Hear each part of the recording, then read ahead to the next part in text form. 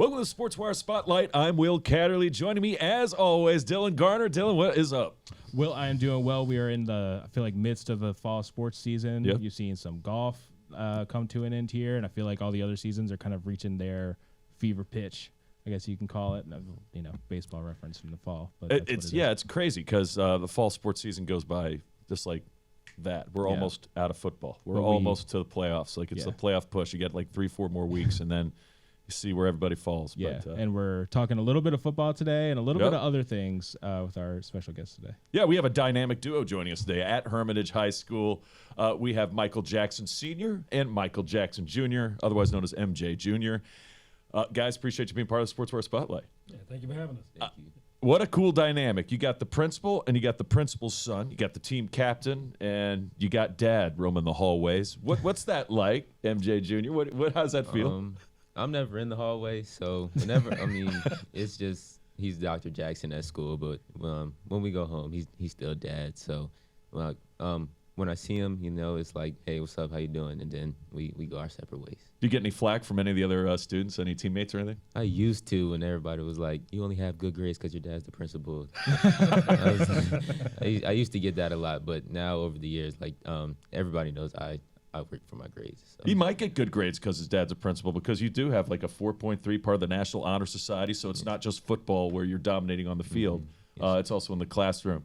Dad, how important is that for your son to excel in the classroom? Oh, that's an easy question. Yeah, number one priority. Softball. Yeah. Number one priority with his mom and I. You know, we make sure grades are the number one thing. Same with him and his sister. For anything less than an A is not acceptable. And so flipping that dynamic, you know, for you, you know, your son has now been here for 4 years, right, at Hermitage, senior year, you know, wrapping things up.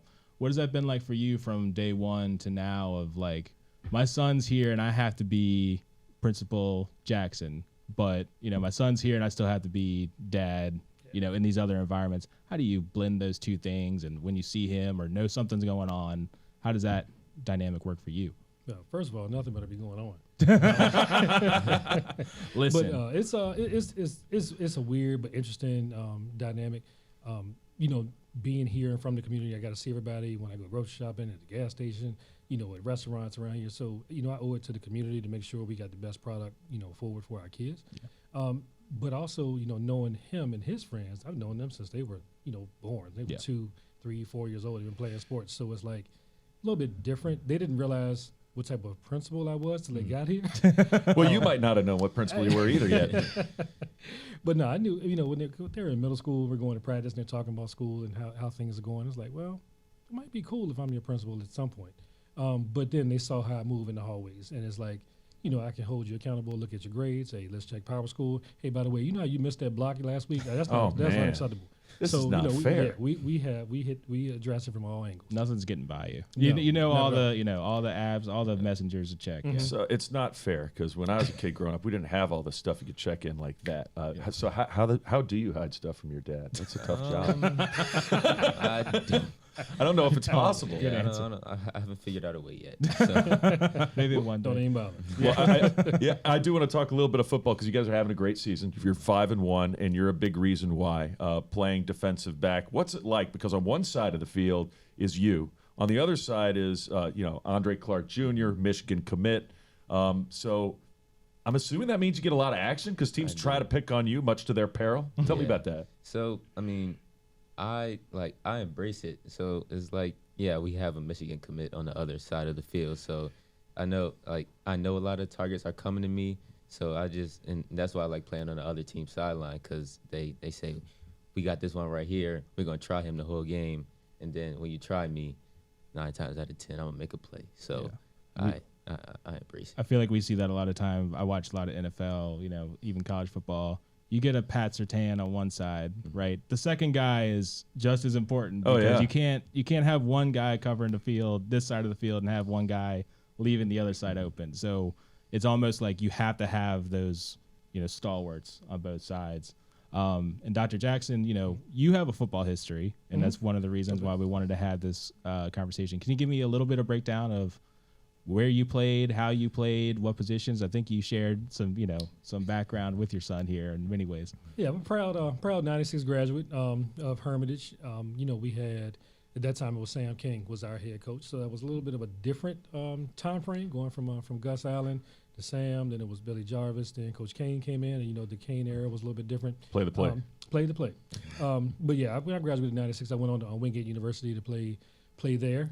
Couple of knee injuries, sidelined that, and had to figure out how to get out of college in 4 years. And you're also a defensive back. You're corner, dad's D-back. What's that like on the sidelines? Because you're watching. I know the game of football's changed a little bit, but not that much. So you're critiquing your son and probably thinking back to your heyday at the same time, right? Yeah, a little bit. I played mostly like outside linebacker here, and then defensive end type on the defense. And then when I got to college, I was, smaller. I was 6'1", 180. It's like Changes a lot. You're not playing DN at that level. So I had to step into the role of a defensive back. I had no idea what I was doing. So had to watch a lot of film, attend a lot of practices, taught a lot of coaches, and work on technique. And then, with him being born and seeing him play, it's like, oh, okay, yeah, let me relate, what happened to me back then to him. And we did a little bit here and there, but, I give all the credit to his coaches. All the coaches that helped him along the way, they got him to where he is today. And I've just, been there as a supportive dad. Since your dad was a linebacker D-end, he probably hits harder than you do. Absolutely. You realize that, right? Absolutely. You're just that corner. Yeah, I mean, maybe Yeah. you come up on a run blitz or something. Yeah, I don't know. Hey, I do remember something kind of special. Very beginning of the year, come out and, as usual, teams walk out on the field. You meet the officials, do the handshakes. And I'm talking to you, Dr. Jackson. I'm like, your son's a captain? Oh, that's so cool. What's it like being captain? Do you have to earn it here? Oh yes, you definitely do. So all of our captains here, you have to be like the guy in the classroom as well, and you have to be the guy on the field. So I mean, talking to the previous captains, like when I was a freshman, you had to earn it here. Like there was no slack when it came to being a captain. So I mean, I'm real grateful for the opportunity. It's one thing to have the trust of your coaching staff.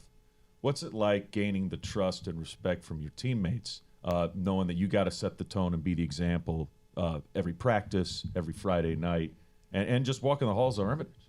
I mean, I try not to overthink it, because when you overthink it, it's like, I got to do all this, I got to do all that. So I just be the same player that I can, and I just go out and make plays and be that supportive teammate to And my teammates. Dr. Jackson, I mean, you might have some perspective here. You're kind of the team captain of our school here.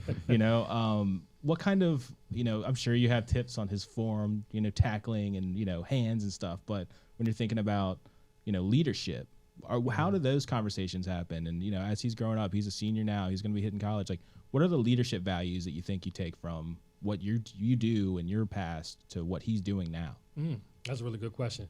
I would say, the main thing is probably modeling and always being aware of your perceptions, how people perceive you and how you move and how you operate. Coach P says all the time, how you do anything is how you do everything. And, you have to maintain that mentality in all that you do. So with athletics is showing up early to practice, being prepared, staying later in the weight room, be the first one in film, always studying.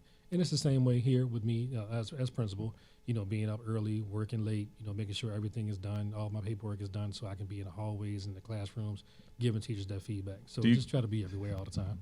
Do you guys lift together in the weight room? No, he's scared to go in there. Are you serious? Dude. You're scared to go in there? I don't know. Not at all. Not at all. We have weights at home, and he knows the deal. Well, I was going to say, speaking of keeping in shape, though, one of the I guess like traditions here at Hermitage was started when you became principal. I want to know how this started, because if anyone goes to a Hermitage football game, one thing you'll always notice is when the Panthers score a touchdown or a field goal, when they score any points, the cheerleaders will do push-ups for the amount of points you have on the scoreboard. One day you decide you're going to do it with them.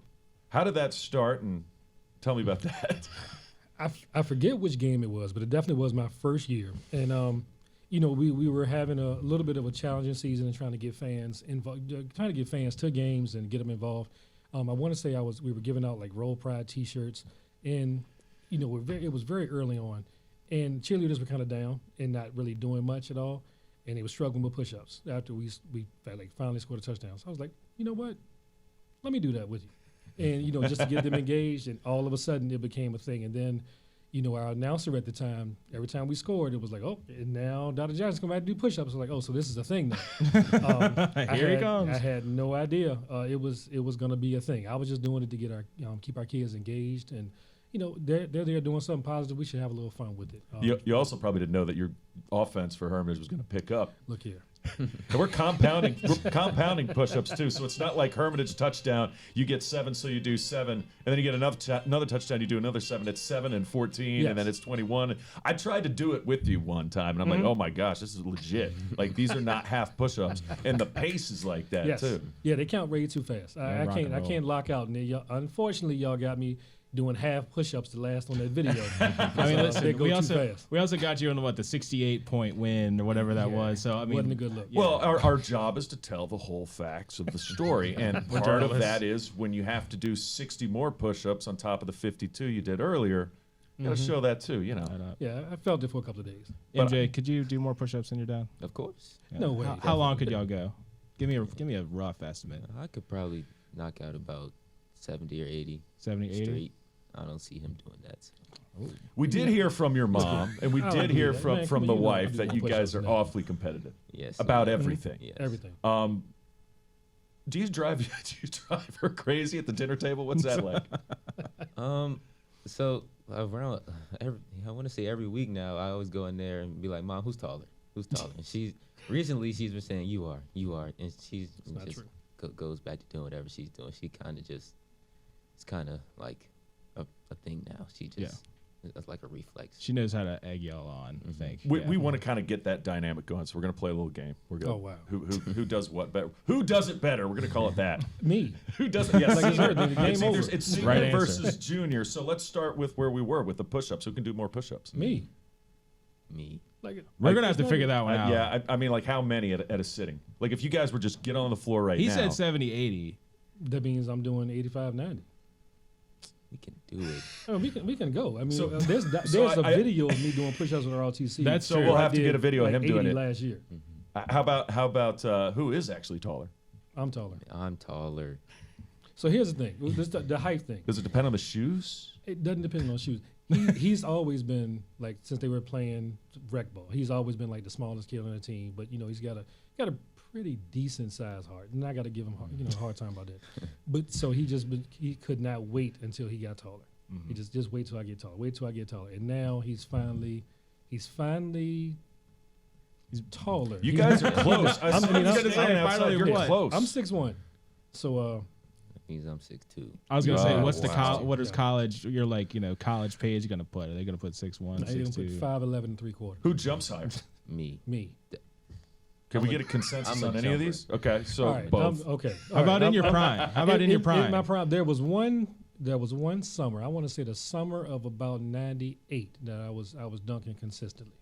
Oh. But there's no reason me to jump because I'm 210, 215 now. It's no point of jumping up 10 and coming down on my knees. That doesn't prove anything. That's- right? And I don't think it's This fair age. to ask who's the better athlete. So instead, I'm going to flip this around. Who's the better student? Oh, that's definitely me. That's definitely me. Dad, what were you, a C student? K- C, K- B? He's K- getting up okay. A's. Okay, hold on. Let's clarify. Let's clarify. Is it K-12 student or post grad? Ooh, well, it's not fair because he's not there. So we got to do can't- K-12. We can't answer that question now. Oh, okay. That means you won. You lived and learned. I did okay. He's You know, I had- seasoned. He had experience. Yeah, I had that was a different time. There was a 7-point grading scale back then. Ugh. The 1900s were a lot different.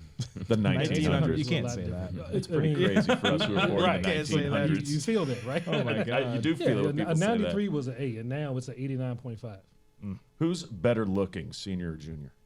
Oh, me, absolutely. No, I'm aging well. Me If you too. guys No, like- changed hairstyles, I don't know. I didn't, in my opinion, I don't look a lot how I looked in my 9th grade year. So Well, I don't either. How about dancing? I don't you can dance, have yeah. that. No. I don't want- Neither of you no, dance. there ain't no That's dance. mom. well, Mom wins. Well, I was So going to that say, we talked to Mom, who is one of our fantastic HR folks in our office, and she mentioned you were the homecoming king. So I'm sure you had to learn about a little bit of dancing some maybe still ongoing. I don't know how homecoming even works anymore, though. I don't know how the dances I didn't know work. at the time. I don't know how different it is from our time. But she mentioned the crowning ceremony, which I guess was at a game or whatever it was. What was that experience like, being crowned homecoming king by your father? And sorry I missed it. I was grabbing a burger, starving. I was like, oh my gosh, did he just get named homecoming king? Yeah. He did not want to give me the crown. I'm not crowning you. Yeah. You just handed me Nobody's the crown king. and I had to put it on my crown mom yourself. actually put it on my head. Wow. She That's not mentioned special that as a treatment. funny experience. That's going the other way. All right. How about appetite? Who eats more? Who's hungrier? Oh, I do. No. Okay. Y'all can agree on something. There we Yeah, go. we can agree on that We one. finally got something. Do you have a go-to video game? And if so, who's the champion? Who's the winner?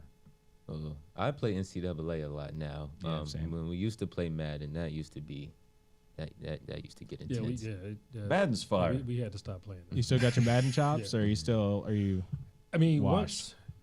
once they got the new control, we Xbox now or I'm on PlayStation. PlayStation, now. whatever. Now they got the new control with all the different buttons. I was like, it's too You're like many. PS2, Yeah. PS3. I was that giving it to era. him then. Yeah. All right. So He couldn't- I'm he getting the couldn't hang on sense of this Xbox. though. But so give me a story, if you got one, where both of you got in trouble with mom/wife because of your actions with each other. If you got one, throwing you on the spot, and myself for that Used to throw question. the football in the house. Yeah. You guys get in trouble for throwing the football in the house? I could see that. Yeah, we had to stop doing that. Yeah, we had to cut that out because I mean it started. First of all, he started throwing the football at his probably the first doctor's visit. It was like the weirdest thing. We had like little plush like footballs. Like when he Nerf, was- yeah, something like that. At probably his 6-month checkup. You were throwing the football 6 at 6 months. months? Yeah, he You should have been a quarterback. Yeah, we went to see Dr. Chun over in Tuckahoe, and he just threw the ball at the doctor. He was like, "Whoa, I've never seen that before." Kid's got a rocket. Yeah, so we've always thrown the football, like no matter where it is. And, indoor, outdoor, it didn't really matter. But I guess to us it was funny because we used to throw the football like on the couch, and so and mom be sitting there and he would try to throw the ball as close to her head as possible without it. I mean, it would like go straight past her head. She's like, "Yo, stop it, just leave me alone, get out." And that was all, and that's when we knew we had to stop. Now we got to get out the room. Saturday mornings, how crazy is it? Because you're on the field performing on Friday nights. You're watching him. Is it tough not to be like, give him some advice on Saturday morning from the game you saw the night before, or how does that work? Oh, that's Friday night. Yeah, we're breaking down film. Literally when you get home. When we get home. I was Yeah, gonna say, I don't we're even talking think about you get out of You the don't stadium. wait till the morning. Yeah. Oh, no, You start hearing stuff. we don't wait. We get the huddle video. He brings it in. We watch play by play. What are the things you hear from your dad? Like, what are the tips? What are the things he picks out when he watches you play, or what are the pieces of advice he's given you, defender to defender? Yeah. So something he's recently been saying was this a college rep? Yeah. Because if I'm going to college next year, I would play college football. Was this a college rep? Will this rep get me some more, like, some play time in college? So, like, he tells me, did I go full speed this play? Did I do everything I could to make this play? Yeah. And then sometimes the answer is yes, sometimes the answer is no. So we try to figure out how to adjust that. And I heard JMU is on your list. Yes. Selfishly, I'll name them first. I'm sure there are others I know that you're looking at, or looking at you. So I'm sure that's a pretty crazy process. I will tell you, one of the pieces of dirt that your mom gave me was your college application process. Oh, boy. One essay I think asked for like a moment in school, or some moment maybe with your family. I forget what the exact context was, but you wrote about being at school with your dad here as principal. You are not zoned for Hermitage. You came here for the specialty center, so you chose to come here. You were not forced to come here. You chose to come here. What was that process like for you of like, coming to terms of, I'm comfortable being where my dad is the man here, Right. and, growing through that. Can you describe, that and your motivations for that? Because I know Allied Health Center is a big part of why you're here. Right. So the summer before 6th grade, he got this job. And then every football game, I was on the sideline. And I just loved the energy that was here, whether it was a good game, bad game, good season, bad season. I just loved it here. And then with my rec teammates, they were like mainly all zoned to go here. Yeah. And then I was on to go to Glen Allen. And then middle school, I wasn't a fan. Let's just say that I wasn't a fan. Huge game tomorrow night. Of course, by the time everybody sees this, it'll probably be past that. But huge game against Glen Allen, and you're playing, and you were supposed to go there. How big of a game is it? What are you guys going to need to do to pull this off? This is for everything. Like all of them, like most of them live in my neighborhood. Right. And they've been talking. They've been outside a lot. Yeah, it's a lot. So, I mean, I have full confidence that we'll pull out this win because just of the senior leadership that we have this year, and like how much want to we have because they've been saying we're a fraudulent 5-1 team. Ooh, they said you were fraudulent. Yeah. Wow. So who is the bigger talker between the two? I should ask you that. Like, who talks more smack, you or your dad? You can't do it. You're the principal. I was gonna say, I think But gentle banter, I think friendly banter. he just tries to get me riled up. Okay, Absolutely. that's fair. Oh yeah. I don't really say As soon as you anything walk in the back. house. So, you seem calm. What does it take to rile you up? I've never got like I don't think I ever got to that point where I just wanted to like pull it over, So, I mean, I don't really listen to everything. I just play my game. And MJ, just circling back to the specialty center, because we wanted to make sure, what was the motivation for applying there? Because it wasn't just about, one school versus another, but you had a motivation on that front. Right. Can you describe what it's been like in that specialty center? I know you've done stuff with the ACE Center too, so I just want to get kind of an idea of, how that's been. So when I was in middle school, the trainer here was Miss Bobby. And I loved Miss Bobby from the moment I saw her. Like she just kept taking care of me. So I was like, how do I come to Hermitage and be with Miss Bobby every single day? So he said, we have an allied health center that just started up, and y'all be the first class. So I applied, I got in, and then my first everybody in allied health, I loved them because we have the same goals. And now I'm in sports medicine with Miss Bobby, and every class is just something new, something fun, a new discovery. And she relates everything to football, and that just gains all my interest. Yeah, and I know ACE Center EMT program, ACE Center sports science program, just, you have this in this building, and the big building next door has got to be so invaluable for you. And Dr. Jackson, for him to come into Hermitage, there might have been apprehension about, y'all's dynamic, right, of him coming in, but it seems like he really found not only one community, but the different communities, football, allied health, his maybe friends that he grew up with, whatever those were. What has it been like to see him really come into Hermitage in maybe a funny situation like that and really thrive with the Allied Health Center and all these other things he's been going on? Yeah, that's it was a lot of pressure at first because once he got accepted, I was like, okay, cool. But then I realized his mom is going to look at every message I send out. So everything I do now is going to be under more scrutiny at home. So no, I knew I had to bring it, and but it was kind of cool. It was like, what principal doesn't want to have their child at their school, and like that shows the community you trust every teacher you employ to work with your kid. And when I'm in interviews, I look at one of the questions I ask: why should I trust you with my kid? And literally, he is here. So I think that's a good look for us. But it's been a great experience. Of course, it was a little apprehension at first, but I think he and his friends, and this class of 26 is just amazing anyway. But they've all grown, and he's shined brighter than I would have ever imagined. I mean, I did not expect to be here at all, with him and his growth academically or athletically. That's pretty awesome. That's pretty special. That's nice of you. That's nice that you heard from Dad all day. Really? Yeah, because I've never said that. Oh, wow. And also probably makes you feel old. Watching your son mature and grow and all this good stuff, but then you're like, yeah, but that means I'm getting gray. He's getting old. I'm getting better. That's you're just getting seasoned. I'm seasoned. Yeah, let's go with that. Well, I also heard from Mrs. Jackson about y'all's history before this, being in different schools, or you being a principal at one place and him being a student another. Heard about a trip to Greenwood in the middle of your day one day to come. Bring that up. Yeah. Wow. You know what? I've heard some stories. So here's the thing. I was principal at John Rolfe, and I'm not getting mad all over again. I got a phone call. I got an email. I was in a meeting. Got an email from his teacher to say, MJ didn't put forth his best effort on a test. What? What do you mean? And then she emailed me again, and I responded, thanks for making me aware. Then she responded, MJ submitted his test in like 17 minutes. And I was like, I'm on the way. I was like, thank you. Rolf, all for $295 to Greenwood is probably... That's at least 40. That's a hike. At least 40. In 22 minutes of receiving that email, I was at the front door of Greenwood Elementary School during the day. I just got out of my meeting. I was like, I'll be right back. And, we had to have a conversation. Unfortunately for him, it was pajama day. Oh, no. So Oh my God, we were not looking our best.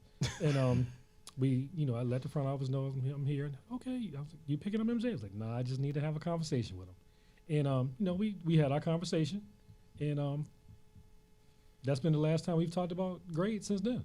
And that was what, third grade? Third grade. Yeah. Last time we had a conversation about academics. I mean, I'm scared actually sitting here. Like, I'm going to get the talk back. Yeah, that's how I feel. The tension. You know what? I think most at least you can see the growth from the end. You know what I mean? That's true. kind of the thing. But most kids, when never they wore pajamas to school ever again. Yeah, right? Yeah. You don't want to do pajama day ever again. Most kids, when they go to college, they get all freaked out and worried, and you get anxious about how am I going to... I think you're going to have a sigh of relief. Yeah, I mean, You've had it He's all going to be the already. opposite. it's definitely gonna be different, but both my parents, all my teachers, they've it's been instilled in me to just do the right thing the first time. Final question for you. What are you looking forward to the most? What's the future hold for MJ Jr.? Well, first, I want to beat Glen Allen tomorrow. There's a Sure. lot riding on First that. things first. Yes. I want to finish the successful football season. Whether I just want to make history with this football team that we have, because I'm really excited about us. And then I want to have a real successful track season, indoor and outdoor. Yeah, we didn't even touch on that, but yeah, he's fantastic on the track. And then get a full ride scholarship to any future college that wants to take a chance on me. That's a heck of a checklist, and whichever college does take a chance on you, it's not really a chance. They're getting a well-rounded kid, great athlete, definition of a student athlete. You can thank Dad for that and your experience in your pajamas at Rolf. We really appreciate it. Best of luck. We'll see if the fraudulent Panthers can hold their own against Glen Allen on Friday. I think I need to go to Those this game. are fighting Ooh. words. Yeah. Guys, really appreciate it. You got a special dynamic going on here. Go Panthers, go Big Herm, and thanks for being part of Sportswire Spotlight. Thank y'all for having us. Roll Thank Pride. you guys. Thank you. Real pride.